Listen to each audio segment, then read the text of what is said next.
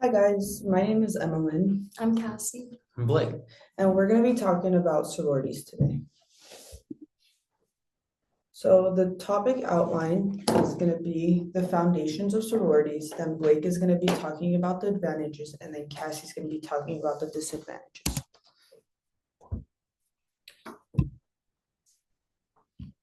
So what are sororities? Sororities are a social organization for female students in universities and colleges.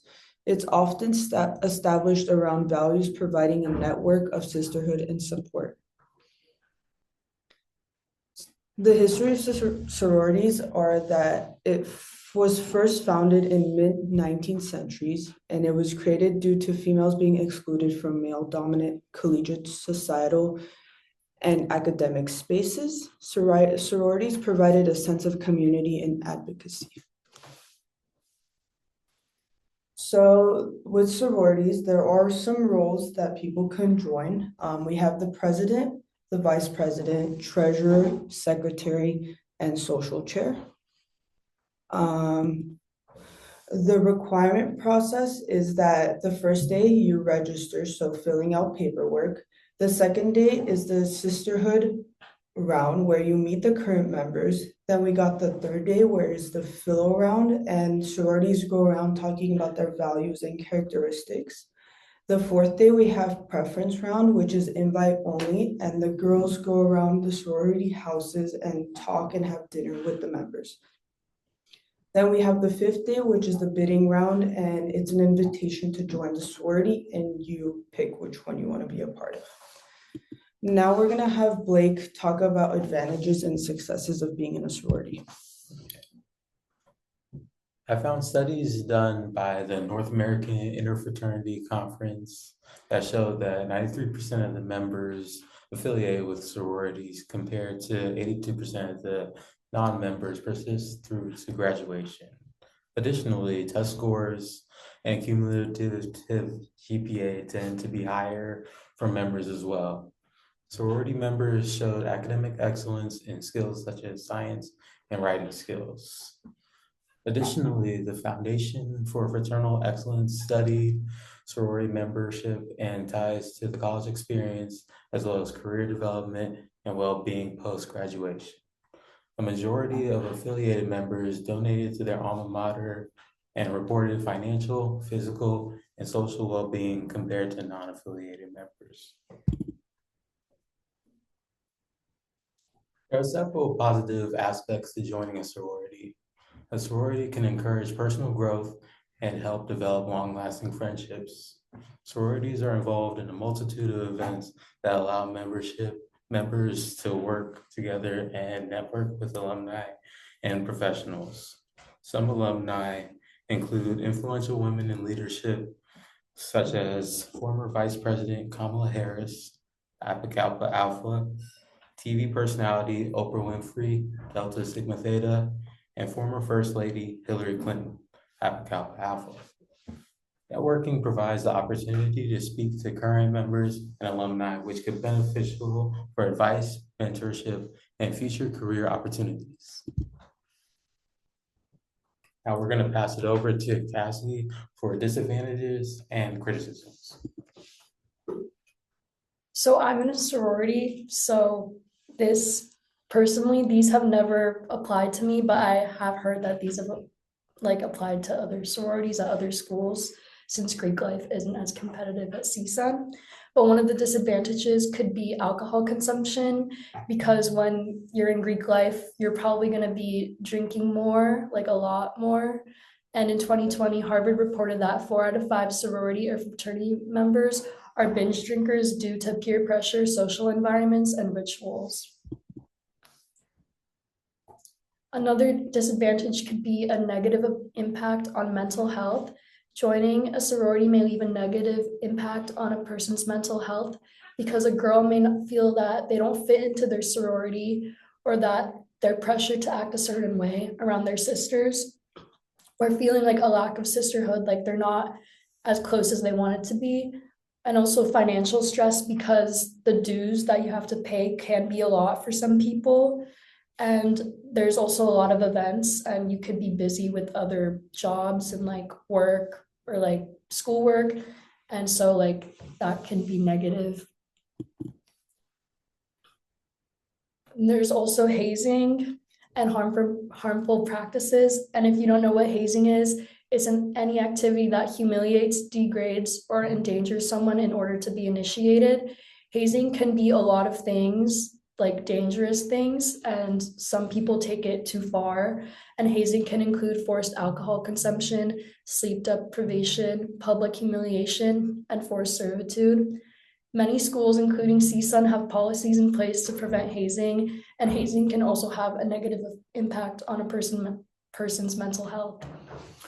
So we found a YouTube video that talks about how hazing can impact group formation. So let's listen to this and see what you're. Keg stands and paddleboards forever. Hold up.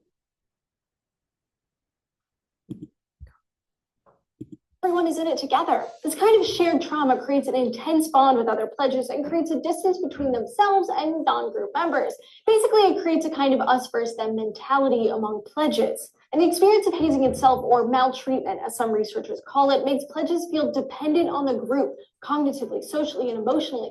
Because of what they went through together, they now depend on the group for opinions and even validation. You probably won't be surprised to learn that there are some downsides to hazing. One study published in the journal Group Dynamics, Theory, Research, and Practice found that undergrads who went through hazing had low self-esteem, they rely more on their peers, and don't like to be left alone. So while hazing and severe initiation might be unpleasant and potentially dangerous, it does exactly what it's designed to do. It wears individual identity down, strengthens bonds with group members, and convinces you that getting kind of abused is fun. And it increases the prestige of the team or group that you're joining. To get a little more back. All right, so after watching that video, you could see that hazing has a big impact on how the members act with each other. So they get hazed, they go through that trauma, and now they think that this has solidified our relationship even more.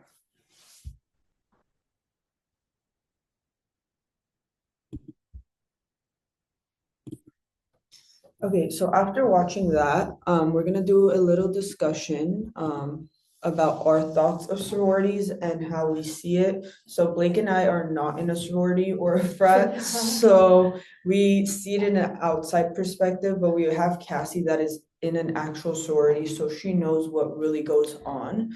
So we're gonna have her talk a little bit about how it is being in one and the group dynamic of the sororities, and we will put our inputs in afterwards.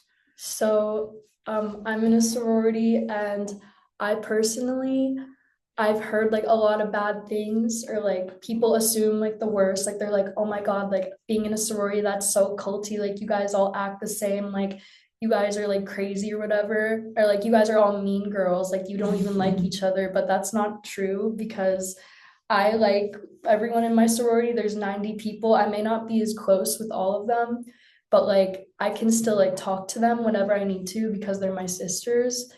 And like as a group, we have like the president and stuff, like the exec board, and then they have like their separate cabinets with different positions. You can hold a position, and then like you work together with the girls to like kind of like help like the sorority, like making merch and finances and health and wellness, and like DEI, which is diversity and equity and stuff.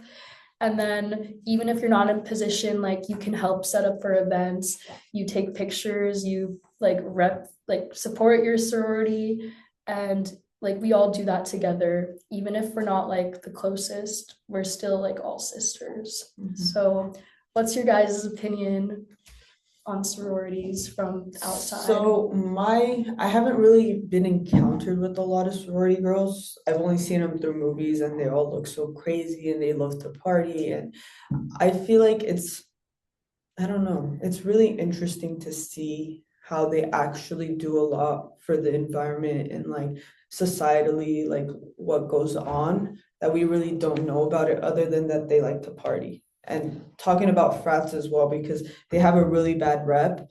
But yes, there are some bad things that could happen, but I feel like it's just a little thing that you could have, because everyone's coming from different places in college, and then like you guys find each other and like you guys might have the similar values and stuff like that. So that makes it easier to be away from home, but close to people with the same values. Before I did this project, I thought the same thing as Emily. I thought that sororities and fraternities were just for group parties and stuff like that. But doing this, my perspective has changed drastically because of how much support is in fraternities and sororities, how much academic success that you could accumulate by joining one of them, and the community and outreach stuff like the alumni and the support with that and future career endeavors. I just found that a great aspect of joining sorority and fraternity. And also with the hazing, yeah, there is current allegations that are happening because of something that happened in SDSU, that some kids died due to hazing, but we just encountered CSUN's hazing. So as we were working on this project, a pledge came up to me and actually gave me a rose, which was really nice. And we just took a picture and like, that's it.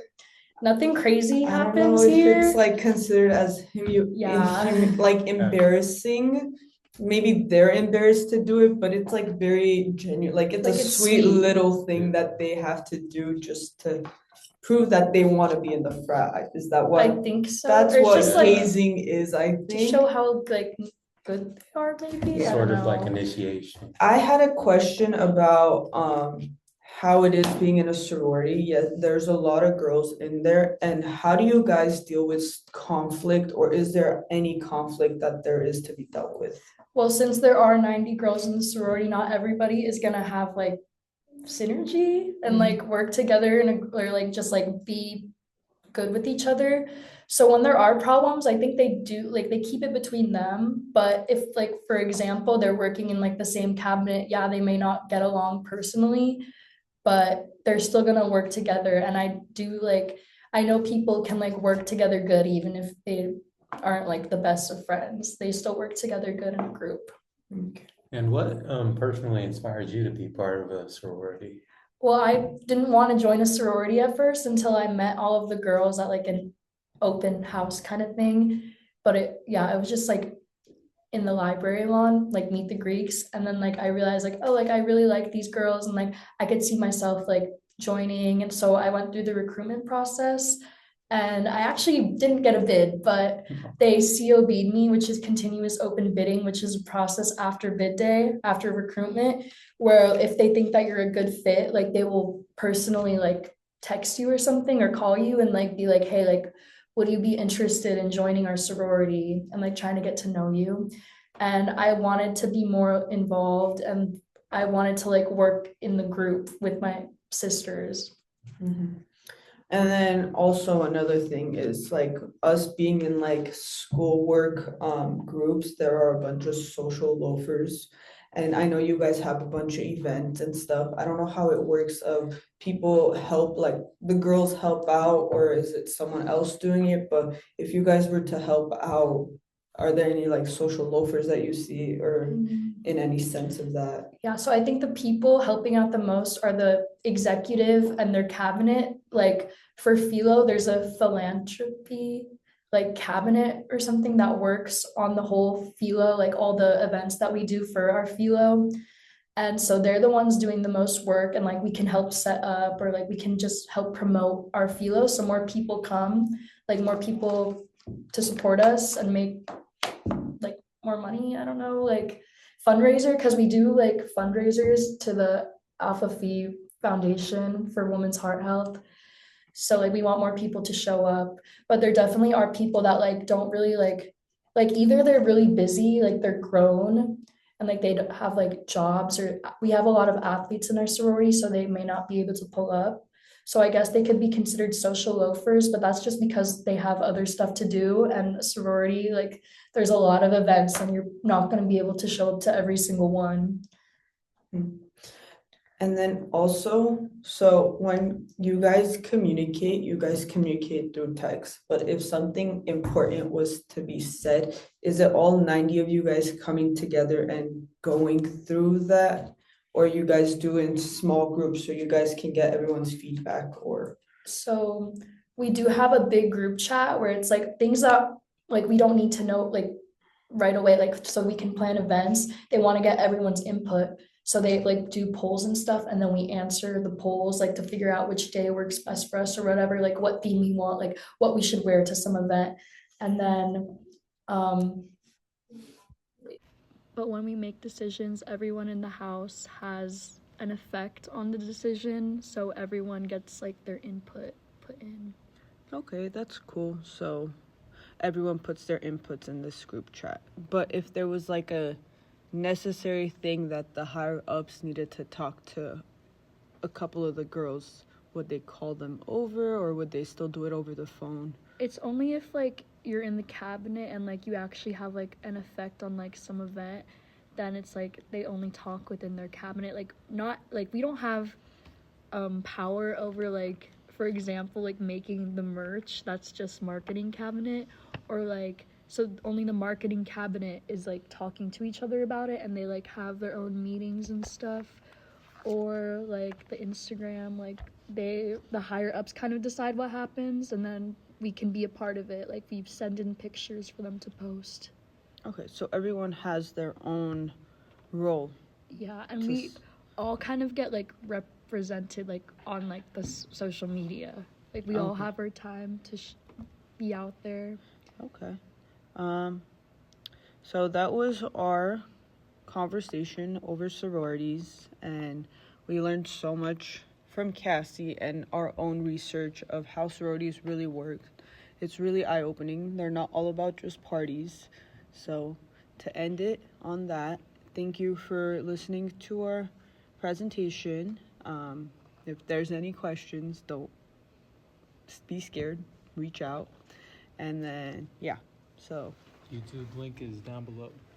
thank you. Thank you. Enjoy.